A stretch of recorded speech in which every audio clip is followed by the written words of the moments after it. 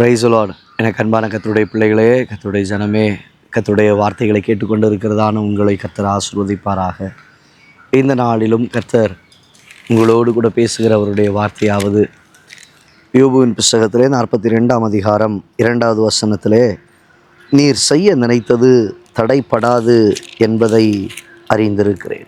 எனக்கு அன்பான தேவ ஜனமே, நாம் அறிந்திருக்க வேண்டியது ஒன்று உண்டு.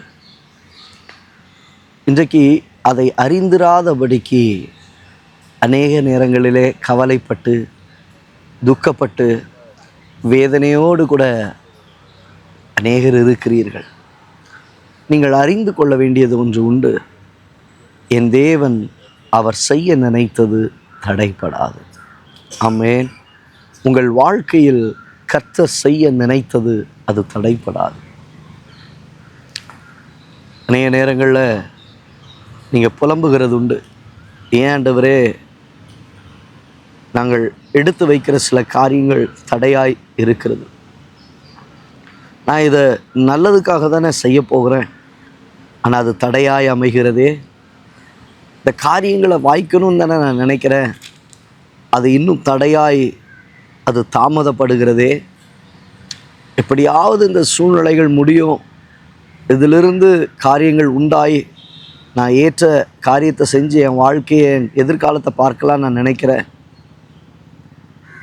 இப்படி பல சூழ்நிலைகளிலே எண்ணி அதற்காக வேதனைப்படுவது உண்டு. தானியேல் தன்னுடைய வாழ்க்கையில் அவன் 3 வேளையும் அவன் தான் செய்து வந்தபடியே பலகணிகளை திறந்து எருசலேமுக்கு நேராக அவன் முழங்கால் படியிட்டு ஜெபிக்கிறதை நாம் பார்க்கிறோம். ஆண்டவரை தேடுகிறத நம்ம பார்க்கிறோம். அப்போது அவனுடைய உள்ளத்தின் எண்ணங்கள் என்ன? நான் எல்லாவற்றையும் கர்த்தருக்காக நேர்த்தியாய் செய்ய வேண்டும், கர்த்தர் என்னை உயர் ஸ்தானத்தில் வைக்க வேண்டும், கர்த்தர் என்னை நடத்த வேண்டும். ஆனால் வாழ்க்கையில் காணப்படுகிறது என்ன? சிங்க கெபியின் அனுபவம். அவனை சிங்கத்தோடு கூட கெபியில் என்ன செய்கிறார்கள் என்றால் அடைக்கிறார்கள். அநேக நேரங்களில் உங்களுடைய வாழ்க்கை அதே போல தான். காரியங்கள் வாய்க்கும் நம்ம நினைப்போம், அது தடையாகவே இருக்கும்.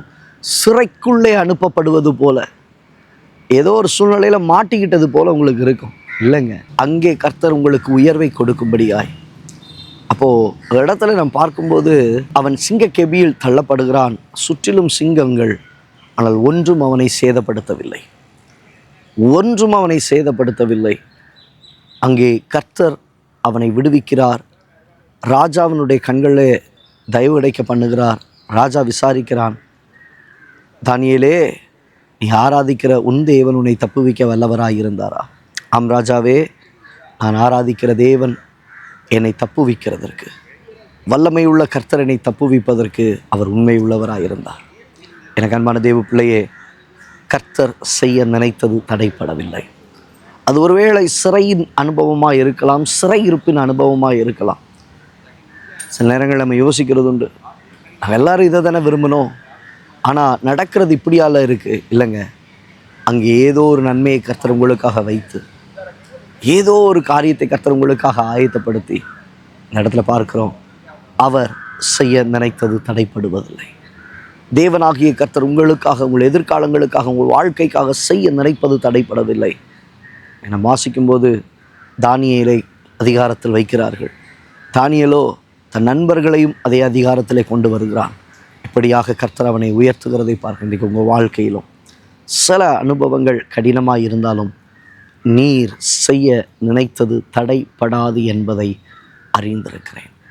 நீங்கள் அறிந்து கொள்ள வேண்டும், கர்த்தர் செய்ய நினைத்தது தடைப்படாது, உங்கள் வாழ்க்கையில் தடைப்படாது. கண்களை மூடி ஜெபிக்கலாமா? நல்ல தகப்பன், இந்த வார்த்தைகளை கேட்ட உடைய பிள்ளைகளுடைய வாழ்க்கையில் ஆண்டவரே, நீர் சகலத்தையும் செய்ய வல்லவர். நீர் செய்ய நினைத்தது தடைப்படுவதில்லை. உடைய பிள்ளைகள் ஒருவேளை சிறையிருப்பின் அனுபவங்களாக இருக்கலாம், சிறைச்சாலையின் அனுபவங்களாக இருக்கலாம். கர்த்தர் அவர்களை விடுவித்து பாதுகாத்து நடத்துவீராக. நீர் செய்ய நினைத்தது தடைப்படாது என்பதை அறிந்திருக்கிறோம். நடத்தி செல்லும் இயேசுவின் நாமத்தில் பிதாவே, ஆம். எனக்கு அன்பான தேவ ஜனமே, உங்கள் வாழ்க்கையில் துக்கத்தோடு கூட இருக்கிறீர்களா? வேதனையோடு இருக்கிறீங்களா?